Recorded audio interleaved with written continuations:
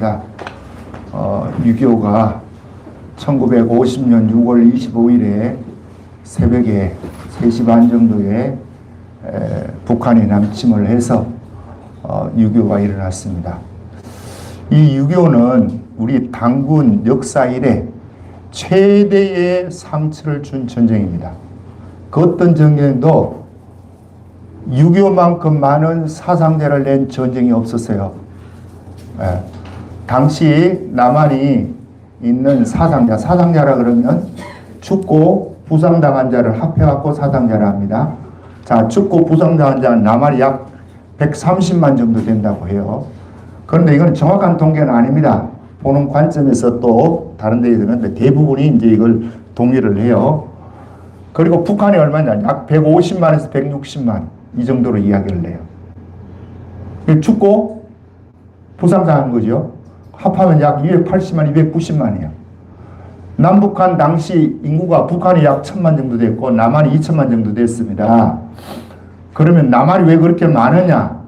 그 당시에 이제 남한은 땅이 좀 많잖아요. 농사질 땅이 많으니까 이제 좀 많아졌고, 또 하나는 그 1950년 그러니까 45년 북한 정권이 들어서고 나서부터 북한에서 남쪽으로 엄청 많은 사람이 내려왔습니다. 왜? 독재를 하고 앉았으니까. 내려와가지고 남한이 이제 한 2천만, 저쪽엔 한 1000만, 3000만 중에서 약 280만, 90만이 죽거나 다쳤으니까 10분의 1이 피해를 입은 거예요.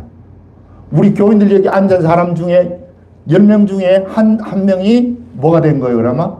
죽든지 부상을 입은 자예요. 이런 전쟁이 지금 러시아하고 우크라이나 전쟁보다 더 비참했습니다. 지금 러시아 저거는 전쟁은 4년이 이제 좀 지났죠. 우리는 3년 1개월 2일 했습니다. 전쟁을 만 3년을 지났어요.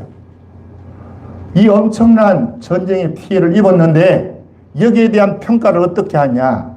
남쪽에서는 북한이 남한을 침공해 왔다 이렇게 이야기하고, 저 북한에서는 북침을 했다, 남쪽에서 쳐 올라갔다는 거예요. 그래가지고 이거 가지고 대학생들이 논쟁을 하고 이럽니다.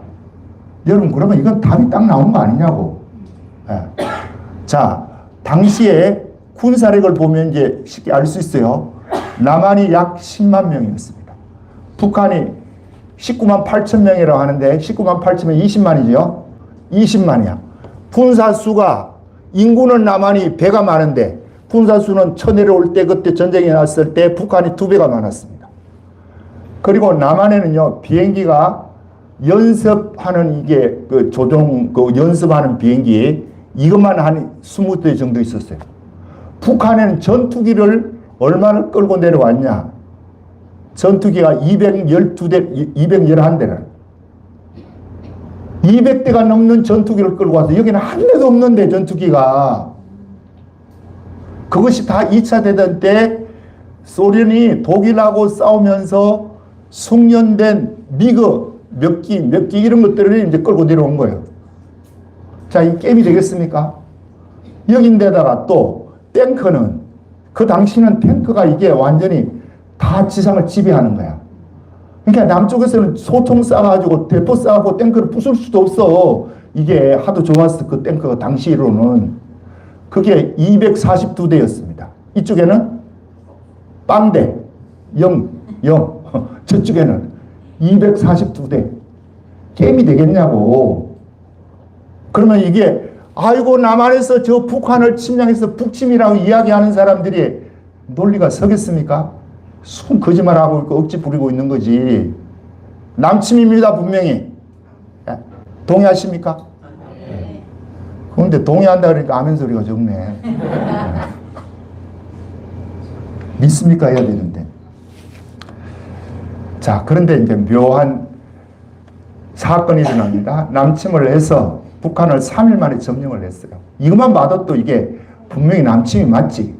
어떻게 해서 남한에서 북한을 치고 올라갔는데 3일 만에 서울이 북한 손에 기득하냐고. 말도 안 되는 소리죠. 그런데 묘하게도 3일 만에 서울에서 이 사람이 서울을 점령하고 첫 번째 했던 글이 뭐냐면 국회의원들 잡으러 돌아다녔습니다. 누가? 예.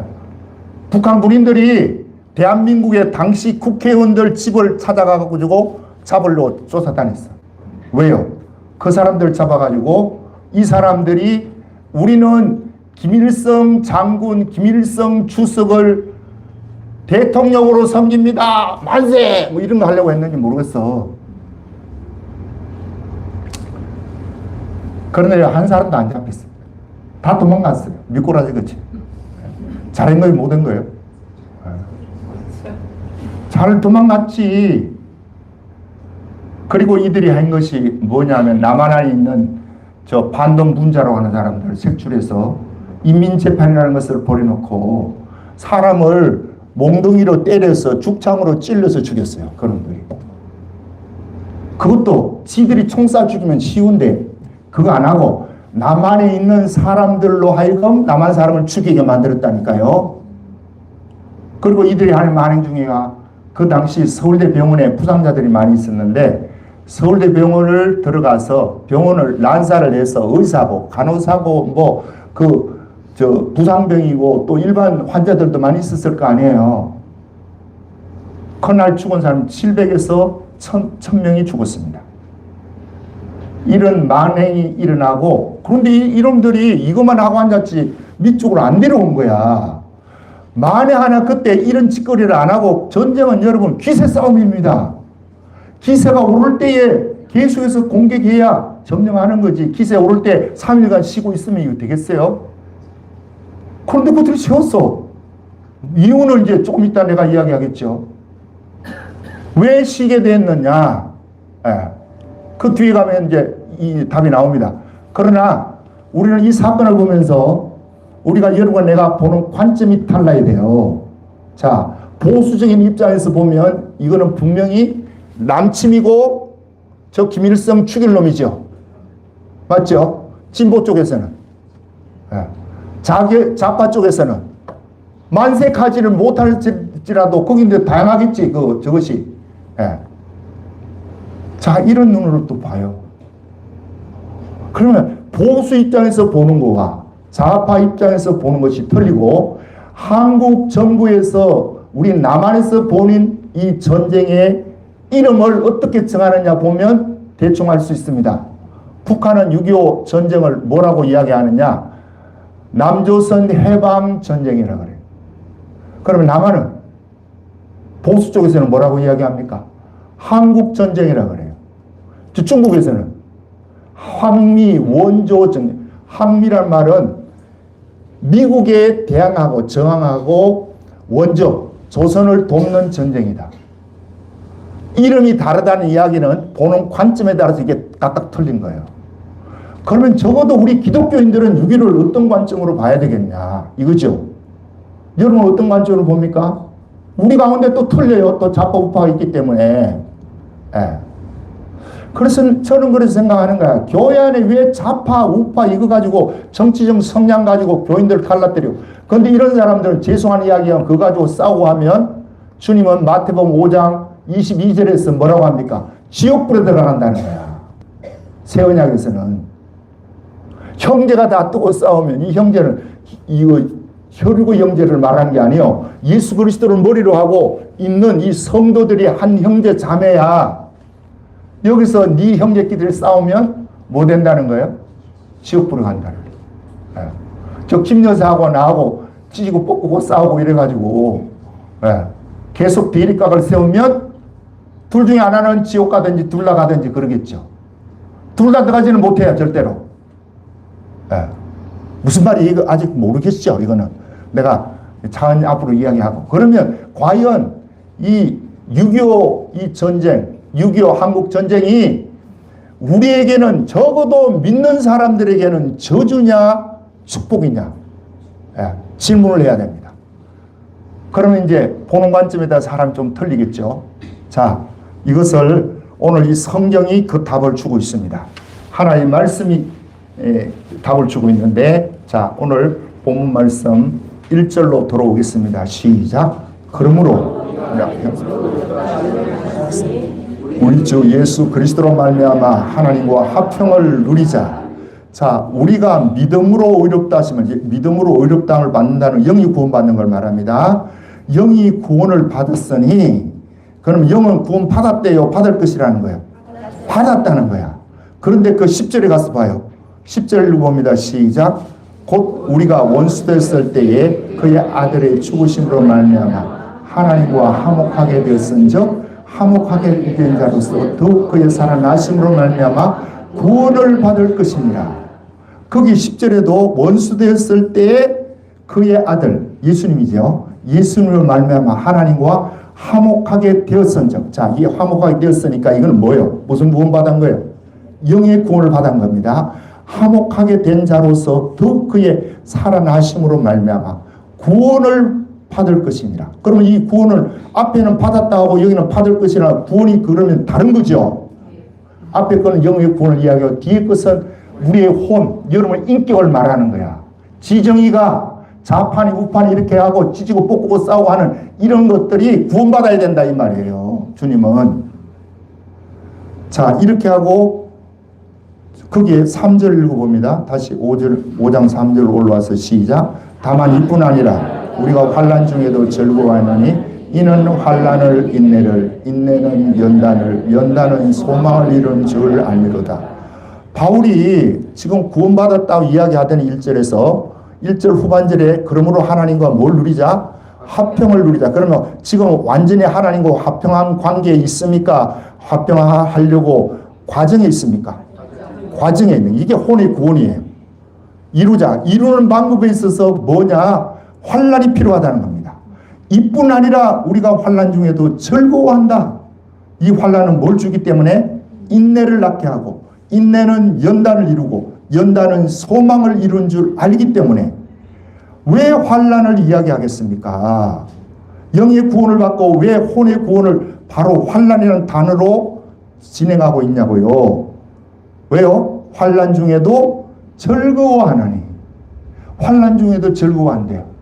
자, 우리가 이 환난을 다른 말로 하면 그 헬라어로는 덜립시스라 그럽니다. 덜립시스의 이 환난은 마귀가 주는 거예요. 예. 진노 이야기가 나옵니다. 하나님의 진노. 로마서 1장 18절에 하나님의 진노가 이방인 가운데 나타나고 유대인 가운데 나타나고 또 예수 믿는 우리에게도 하나님의 진노가 임해요. 진노는 하나님을 통해서 오는 겁니다. 이걸 오르게라 그럽니다. 환난은 마귀 어둠의 권세에서 오는 거예요. 덜립시스야. 그럼 마귀로부터 오는 이것을 바울이 지금 뭐라고 하는 거예요? 즐거워한대. 아니, 환난을 즐거워할 사람이 어디 있어요, 여러분? 환난 다 싫지. 예? 방금 이야기하는 6.25는 환난입니까? 환난이 아닙니까? 환난이잖아. 그러면 이걸 좋아하는 사람이 어디 있어요? 없어요. 그런데 바울이 이상하게 환난 중에도 즐거워한다는 거야. 그러면 우리가 이 환난을 보는 관점이 이제 두 가지입니다. 하나는 육신의 관점으로 보는 거야. 나에게 위기가 오고 내 경제가 거들나고 내 질병의 문제로 심각한 문제가 일어났어. 자, 이건 뭐예요? 환난입니다. 그런데 이 환난을 보고 아이고 하나님 나에게 이런 질병을 주셔서 감사합니다. 서영희 집사님 이렇게 할 수 있겠어요? 아니 하나님 이런 엄청난 시련 환난을 주셨는데 고맙습니다 이렇게 할 자가 있냐고요. 왜 하나님이 이런 것을 나에게 주시냐고 이렇게 나오지. 그런데 성경 야고보서 1장 2절에도 너희가 여러 가지 고난을 당하거든 시험을 당하거든 기쁘게 여기라. 이는 기쁘게 여기라 그러죠. 거기도 여기 환난도 기쁘게 여기라는 거야. 즐거워하라니 하나니 이렇게 나와요. 마귀가 주는 것이고 우리가 그것으로 인해서 얼마나 희생의 대가를 지불해야 되는데 그것을 즐거워한다. 자, 육신으로 그거 즐거워할 사람이 있겠어요? 없겠어요? 없습니다. 예. 나도 못해요. 이 땅에 겉둔 사람도 이 환난을 오는 그 적시로 그걸 육신의 관점으로 보면서 할렐루야 이렇게 할 사람 없어. 예. 자, 우리가 다윗을 보십시다. 다윗이 그 골리앗을 사무엘상 17장에서 무너뜨리죠. 자, 이 사건은 골리앗을 죽였다. 그걸 우리에게 보여주는 게 아니고 하나님은 이스라엘 가운데 다윗이라는 인물을 내세우는 거예요. 예. 이새의 아들, 그것도 말째 아들이고 별 볼일 없는 양치기에 불과한 다윗을 이 이스라엘의 영으로 하나님이 들어 세우는 과정이 골리앗을 쓰러뜨린 겁니다. 그때 다윗이 뭐라 그러죠? 너는 칼과 단창으로 나오지만 나는 만군의 여호와 이름으로 내게 가노라. 하나님이 오늘 너를 내 손에 붙이시리라. 다윗은 뭘로 간대요? 만군의 여호와의 이름으로 간대. 예. 그런데 그 사건이 있고 이제 다윗이라는 존재가 가치가 이스라엘 안에서 완전히 자리매김이 됐습니다. 영웅으로 등극했어요. 이제 무명의 이름도 없던 이 다윗이 17세 정도의 소년 티를 채보지도 못한 이 다윗이 전쟁을 하고 돌아오면 이스라엘의 그 백성들이 뭐라고 하느냐? 사울이 죽인 자는 천천히요, 다윗이 죽은 자는 만만이로다. 야, 사울이 기분이 좋았겠어요? 나쁘겠어요? 나빠요. 기분 엄청 나빴겠지. 나쁘다고 지금 전화도 오잖아. 별로. 나쁜 거예요. 미치겠는 거야, 이 사울이. 아니, 조개 어린 놈이 나오더니 나보다도 더 인기가 있네. 이런 놈은 싹을 잘라야 되겠다 싶어가지고 군사 3,000명을 이끌고 다윗을 죽이려고 이래저래 이스라엘 그 영토 안에서 다윗이 살아남는데 얼마나 고생했겠습니까, 여러분. 그런데다 이것도 지가 도망다니고 목숨을 생존하는 것도 정말 힘든 일인데 더 괴로운 일은 뭐냐? 사울이 다윗을 잡지를 못하니까 그 아버지, 어머니, 그리고 그 형들 7명 계속해서 갈구는 거예요. 야, 어떻게 견디겠어요, 다윗이? 내 하나 도망다니는 것도 이게 신경 쓰여서 사냐 죽냐 하는 이 형국에 어머니, 아버지가 죄 없는 형들이 자기 때문에 사울에게 핍박을 당하고 어림을 당하는데 그 고통이 얼마나 심했겠습니까? 그러니까 다윗이 하나님께 기도하는 거예요. 하나님이여, 내가 어느 때까지 이렇게 도망다녀야 됩니까? 이거요. 네. 자, 그러면 이 다윗에게 지금 이 환난은 즐거움입니까? 저주입니까? 다윗이 도망다니면서 할렐루야 이렇게 했겠어요? 무슨 일이 일어나 이렇지. 네. 저주였습니다. 육신의 관점으로 보면 100% 저주야. 네. 우리 오늘 본문에 나오는 이 로마서를 쓴 바울이죠. 자, 바울의 경우도 보십시다. 바울도 오늘 여기서는 환난 중에도 즐거워하나니 이렇게 하지만 그 보세요. 주보에 내놨어요. 내가 그 성경 여러분 찾고 이렇게 하는 시간도 하니까.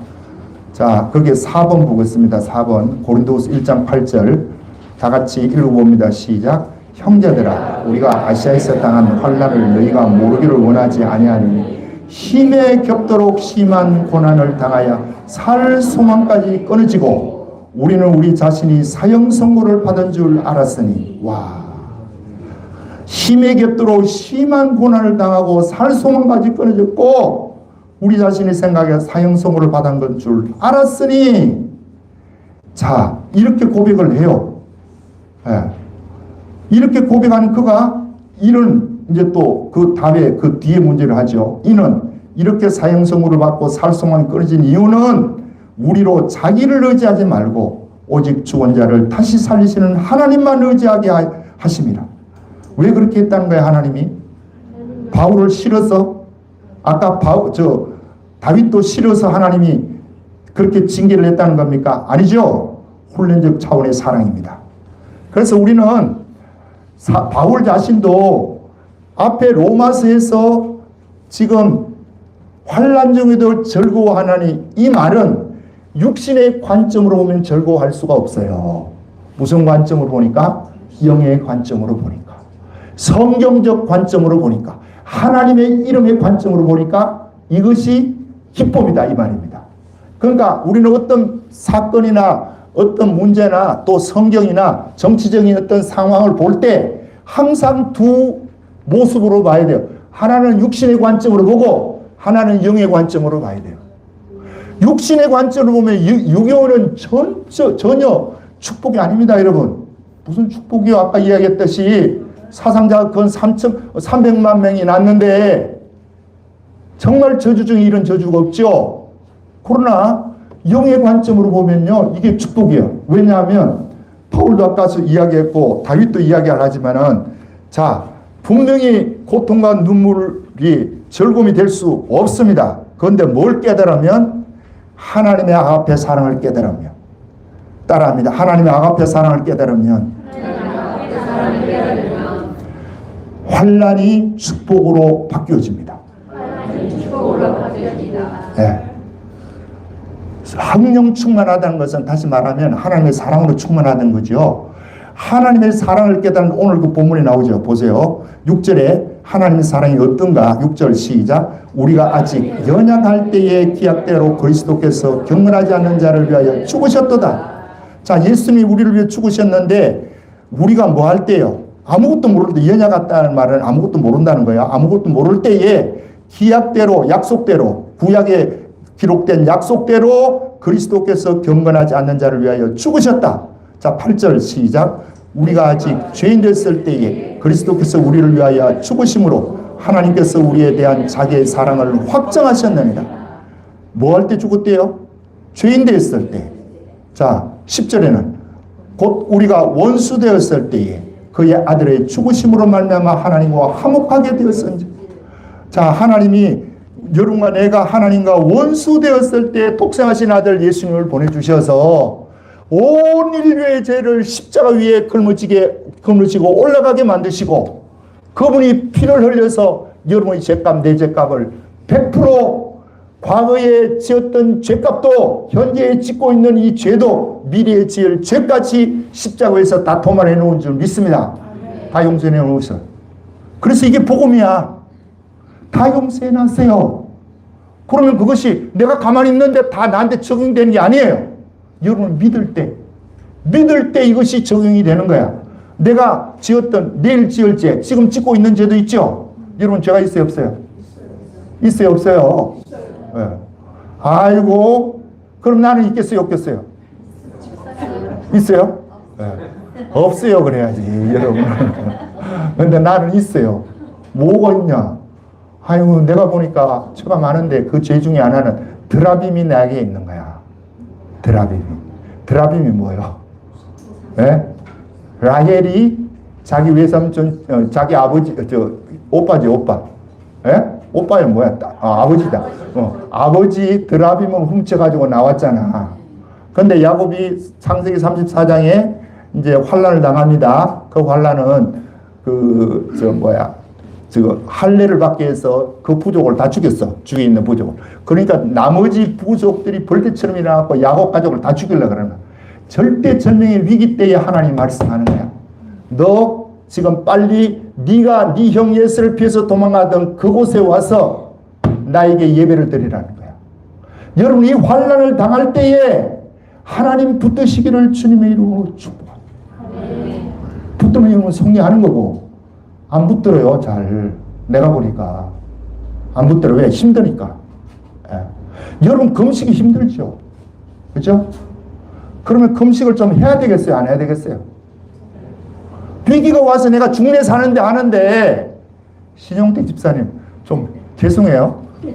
나는 안 하니까 나를 콕 집어갖고 이야기하는, 그렇게 생각하지 마시고 해야 돼요.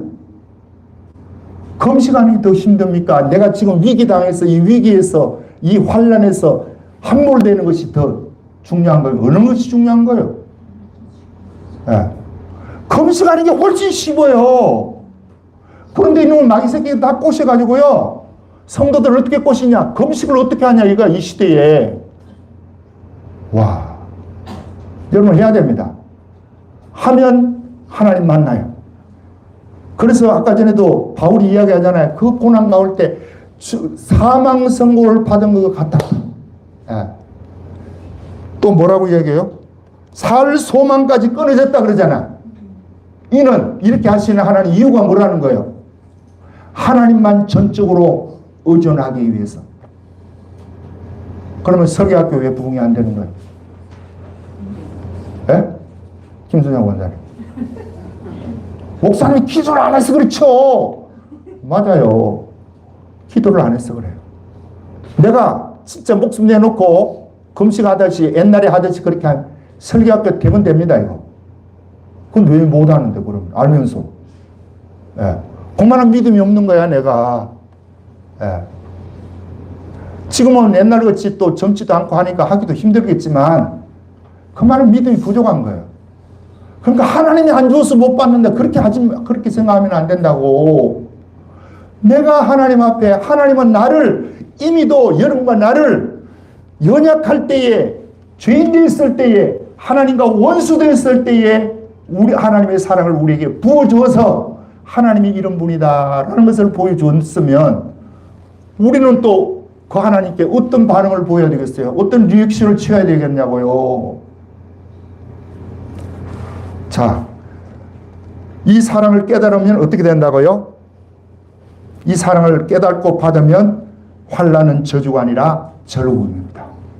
이 사랑을 깨닫지 못하면 눈이 열리지 않기 때문에 영적으로 바라볼 능력도 없어요.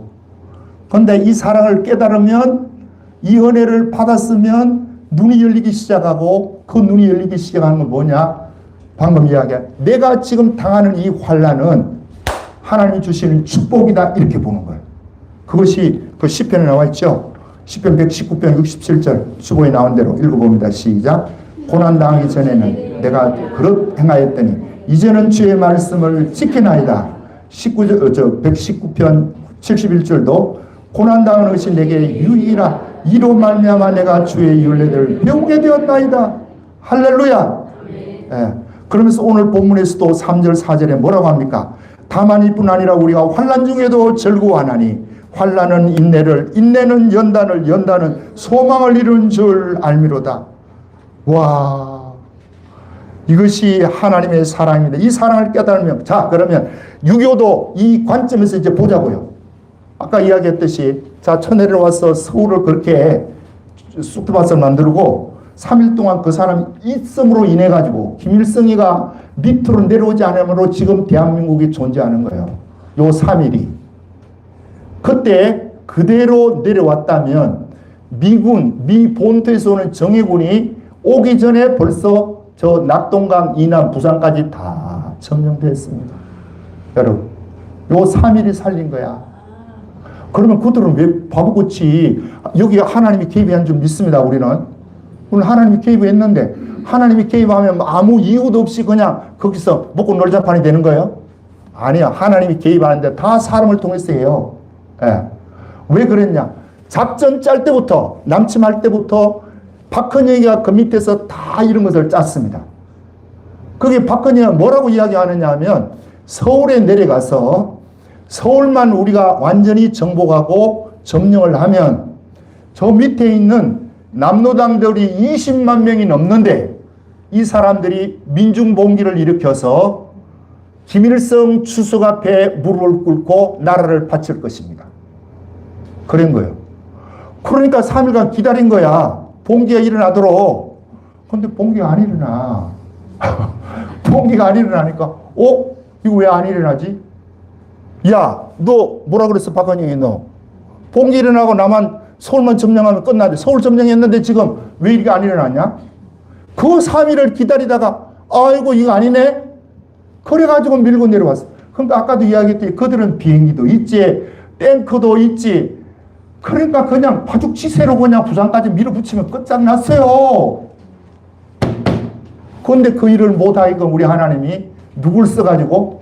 박헌영이를 써가지고 발목을 잡아. 나중에 김일성이 전쟁 치고 나서 북한에 올라가고 박헌영이를 미 제국자의 간첩이라고 죽이죠. 처형시켜버려요.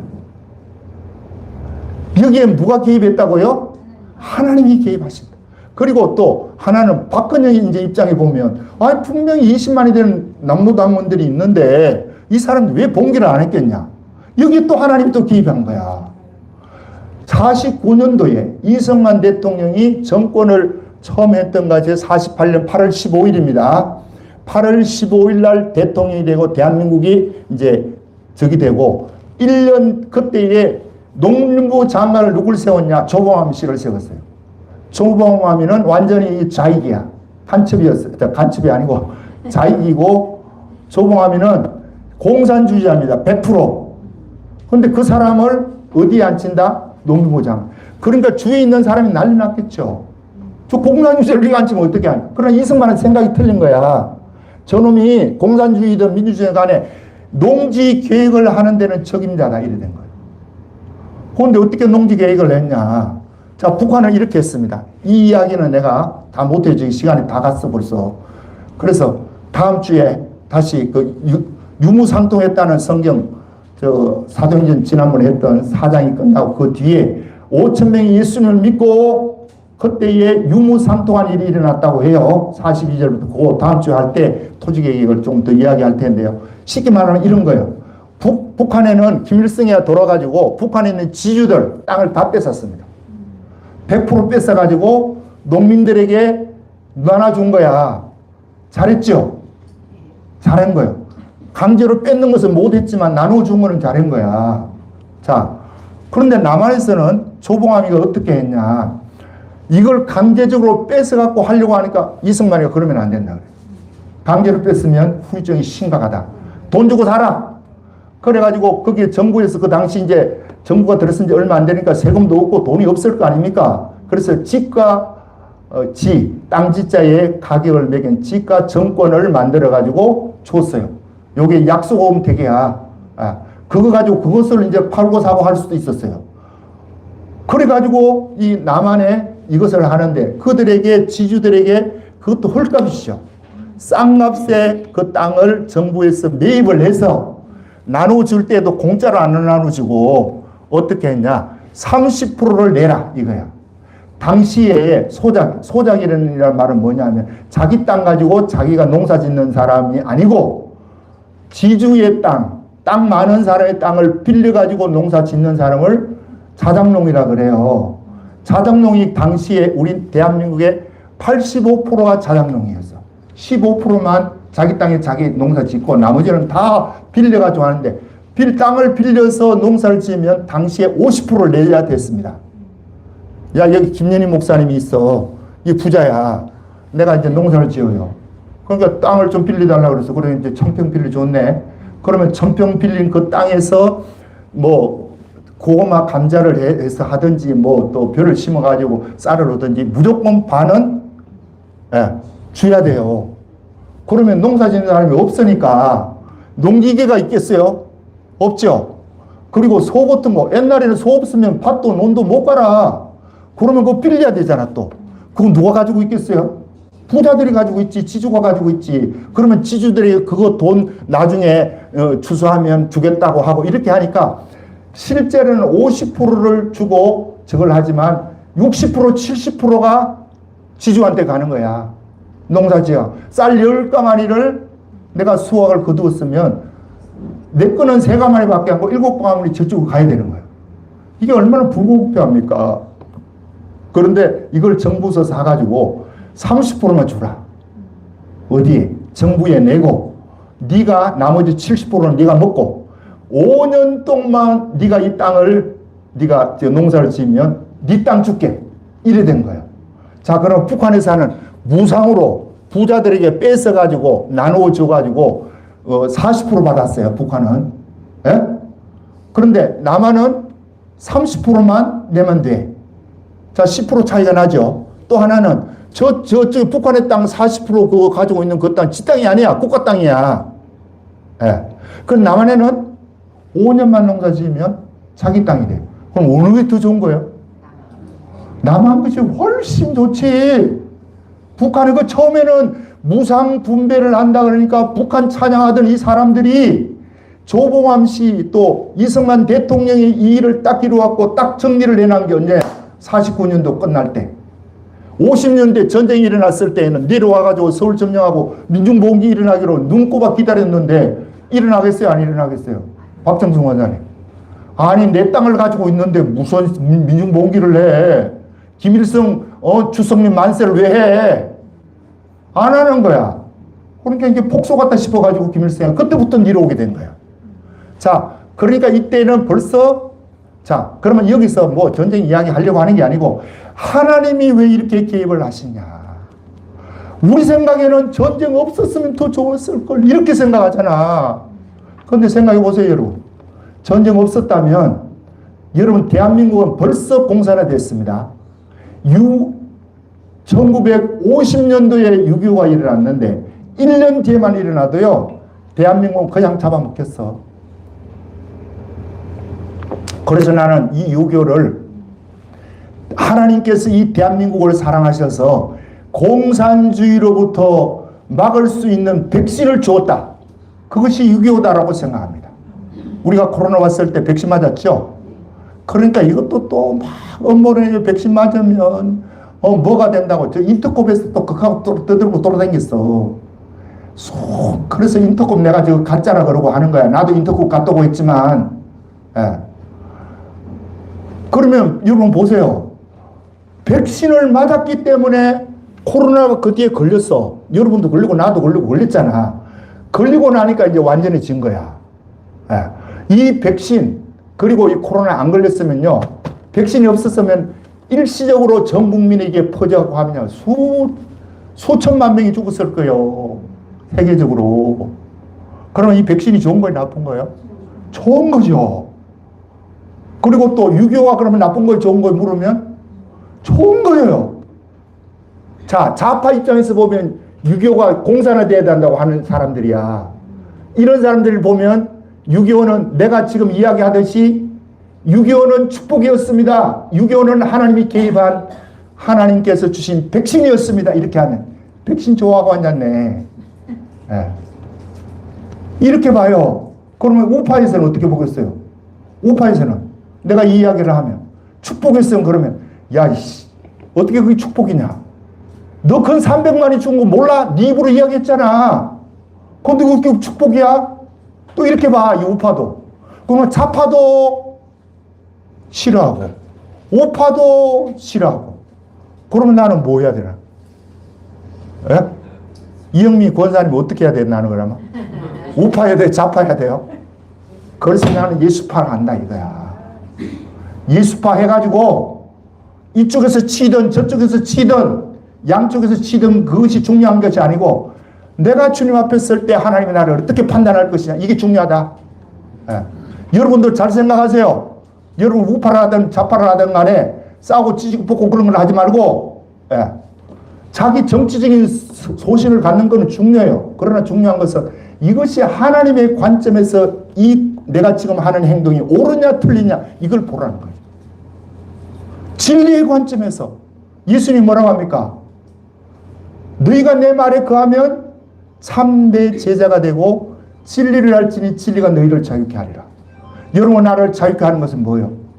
진리야. 진리. 그러면 진리파가 돼야 되겠죠. 그런데 사람들이 이제 물어. 그럼 내가 여러분을 물어볼게요. 여러분은 좌파예요? 우파예요? 진보요? 보수요?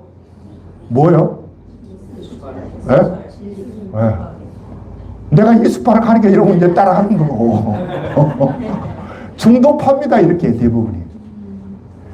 중도파는 말은 좋아. 이쪽에 유리하면 이쪽에 이야기해주고 저쪽에 유리하면 저쪽 편 들어주고 그러니까 사람 좋다는 소리는 들을지 몰라도 하나님 앞에서는 그게 아니에요. 그러면 하나님은 좌파 돼야 돼요?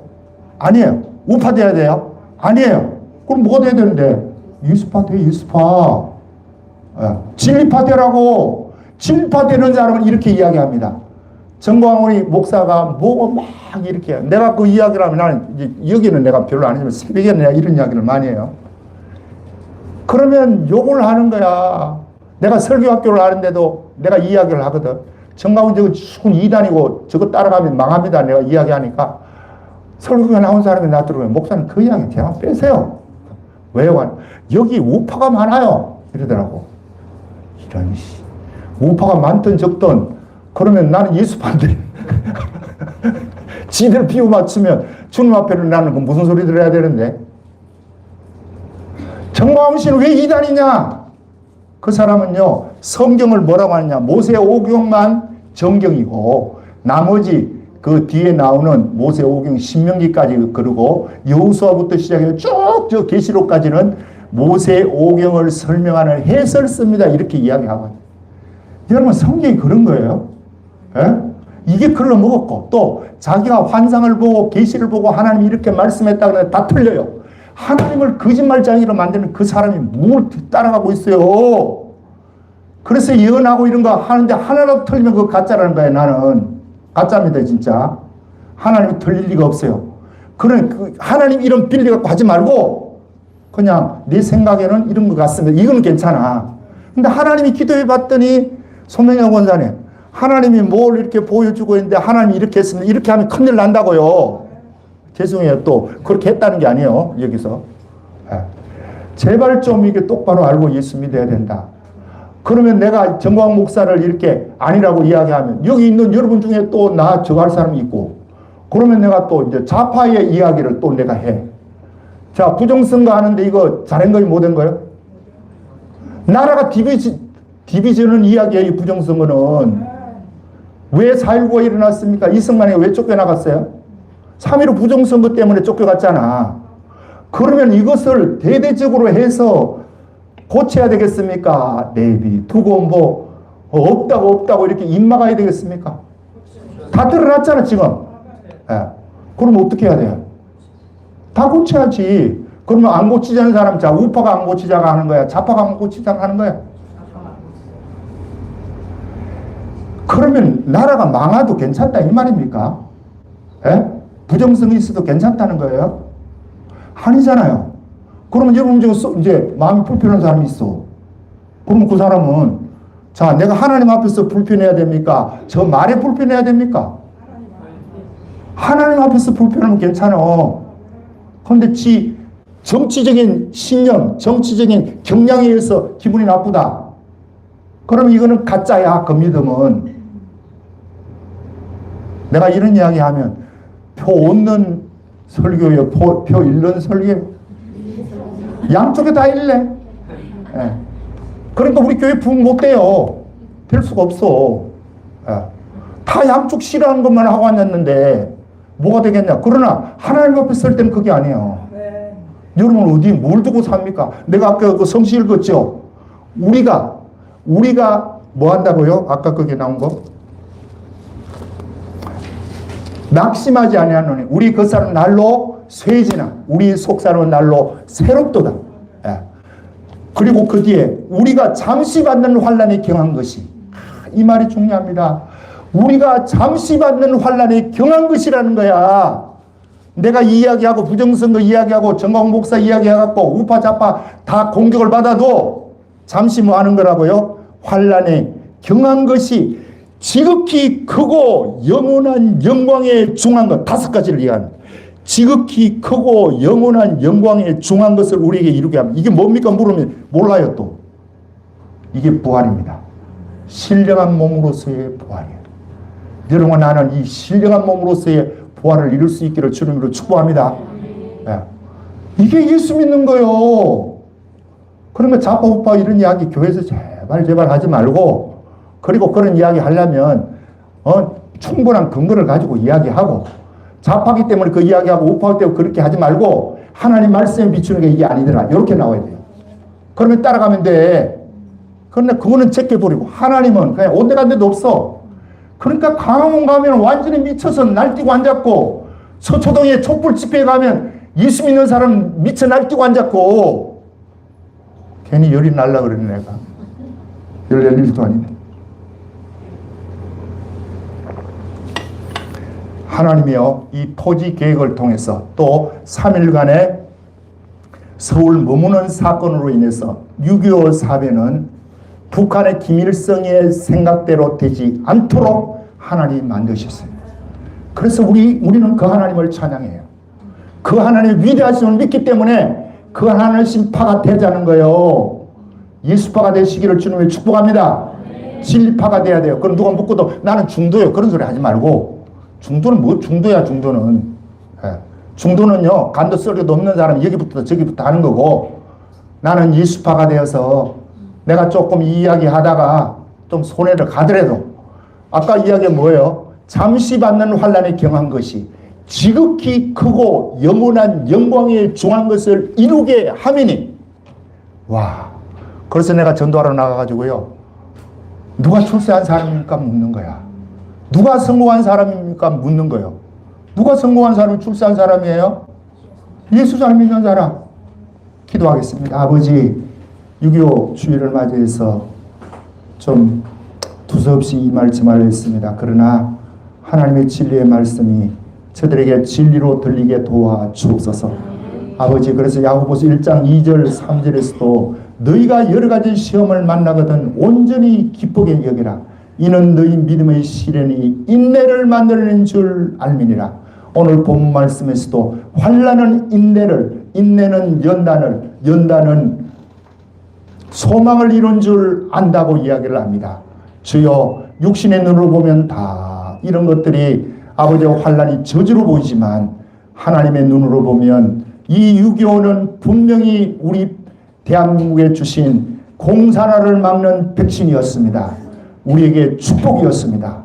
이렇게 축복이라 대놓고 이야기하면 많은 사람들에게 이런저런 소리도 듣는 것도 사실이지만 중요한 것은 하나님이 하신 일을 우리가 똑바로 알고 그 하나님만을 잘 믿어서 이 땅에서도 주님이 주시는 진리 가운데 누리는 자유를 누릴 수 있도록 주여 저들을 축복해 주옵소서. 상명의 교회에서 이 백교회 살리는 문제도 동일합니다. 아버지, 이야기할 때마다 나는 부끄럽고 죄송하지만 이 일은 우리에게 주어진 사명이기에 끝까지 이 일을 잘 감당할 수 있도록 힘주시고 또 주님이 역사만 하면 하루아침에 이 일은 이루어집니다. 주여 도와주옵소서. 영광 받아 주옵소서. 예수님 이름으로 기도드립니다. 아멘. 자, 일어나셔서 시간이 갔는데 1절만 하겠습니다.